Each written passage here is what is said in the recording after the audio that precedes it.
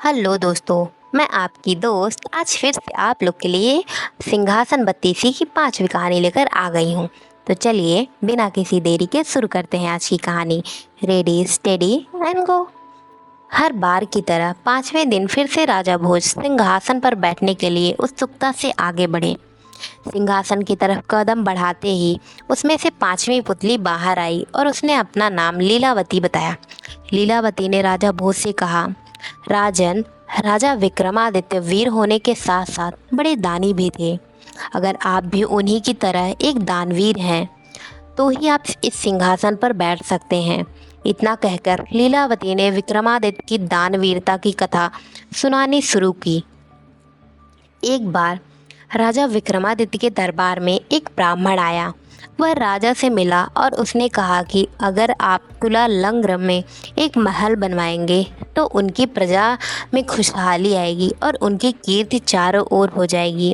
राजा को उस ब्राह्मण की बात सही लगी और उन्होंने महल बनवाने का फैसला लिया। हीरे जवाहरात, सोने चांदी और मोती से उन्होंने एक भव्य महल का निर्माण करवाया। महल तैयार होने के बाद राजा का पूरा परिवार, उनके रिश्तेदार और प्रजा उस महल को देखने के लिए आई।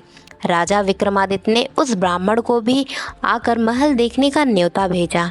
सभी महल की खूबसूरती को देखते ही रह गए।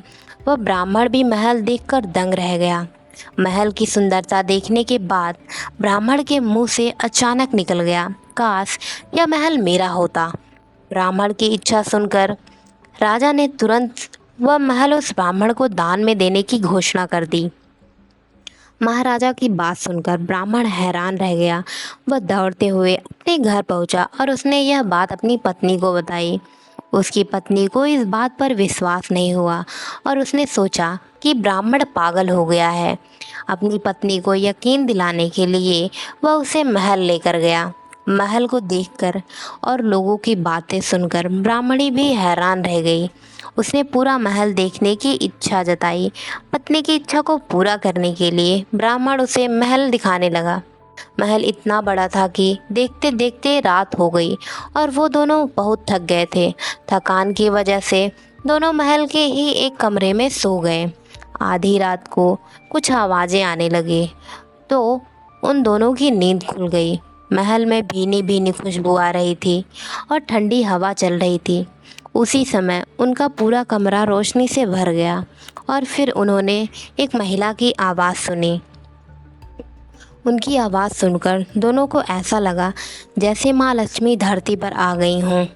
उन्हें बार बार एक ही आवाज़ सुनाई दे रही थी, मैं तुम्हारी इच्छा पूरी करने के लिए आई हूँ, तुम मुझसे कुछ भी मांग सकते हो। यह आवाज़ सुनकर वो दोनों बहुत डर गए। माँ लक्ष्मी ने अपनी बात 3 बार दोहराई, लेकिन उन दोनों ने कुछ भी नहीं मांगा तो वो वहाँ से चली गई। इसके बाद ब्राह्मणी बोली, जरूर इस महल में भूतों का साया है, तभी राजा ने हमें यह महल दान में दे दिया। तुम कल ही जाकर उनसे कहो कि हमें यह महल नहीं चाहिए, हम अपनी कुटिया में ही ठीक हैं, वहाँ कम से कम हम चैन से सो तो पाते थे। ब्राह्मण को अपनी पत्नी की बात बिल्कुल सही लगी और किसी तरह महल में रात काटकर दोनों सुबह वापस अपनी कुटिया में चले गए। हाथ मुँह धोकर ब्राह्मण तुरंत राजा विक्रमादित्य के पास पहुंचा और कहा कि महल वापस ले लीजिए, हम इतने भव्य महल में नहीं रह सकते। इस पर राजा ने कहा, हे ब्राह्मण देव, वो महल मैंने आपको दान में दे दिया है, उसे मैं वापस कैसे ले सकता हूँ। ब्राह्मण ने राजा की एक बात न सुनी और बार बार उनसे महल वापस लेने को कहने लगा। ब्राह्मण की जिद को देखते हुए राजा विक्रमादित्य ने कहा कि वह उस महल को उनसे वापस नहीं लेंगे, लेकिन खरीद सकते हैं। ब्राह्मण ने राजा की बात मान ली। विक्रमादित्य ने महल का उचित मूल्य देकर ब्राह्मण से वह महल खरीद लिया और अपने पूरे परिवार के साथ महल में रहने आ गए। एक रात जब राजा विक्रमादित्य महल में सो रहे थे तो दोबारा माँ लक्ष्मी वहाँ आई। उन्होंने कहा, राजन, तुम्हें जो चाहिए मुझसे मांग लो, मैं तुम्हारी हर इच्छा पूरी कर सकती हूँ। इस पर राजा ने कहा, माँ, आपके आशीर्वाद से मेरे पास सब कुछ है, मुझे अपने लिए कुछ भी नहीं चाहिए। हाँ, अगर आप कुछ देना ही चाहती हैं तो मेरी पूरी प्रजा पर धन की वर्षा कर दीजिए। ऐसा होने पर मेरी पूरी प्रजा संपन्न हो जाएगी।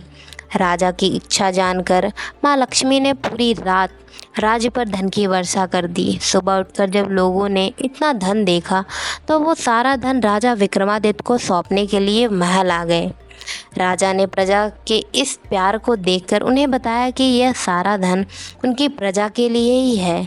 इसी वजह से सब अपने अपने हिस्से का धन अपने पास ही रखें। उनकी बात सुनते ही पूरी जनता प्रसन्न हो गई और राजा की जय जयकार करने लगी। इतनी कहानी सुनाते ही पांचवी पुतली वहाँ से उड़ गई। और हमें इस कहानी से यह सीख मिलती है कि हमेशा अपना दिल बड़ा रखना चाहिए। खुद के पास अगर सब कुछ हो तो हमें दूसरों की भलाई के बारे में भी सोचना चाहिए। तो ये रही हमारी आज की कहानी। अगर आपको यह कहानी अच्छी लगी तो वीडियो को लाइक करें और प्लीज़ हमारे चैनल को ज़रूर सब्सक्राइब करें। मैं आपसे फिर से मिलूँगी एक नई कहानी के साथ। तब तक के लिए आप अपना ध्यान रखें और बाय बाय।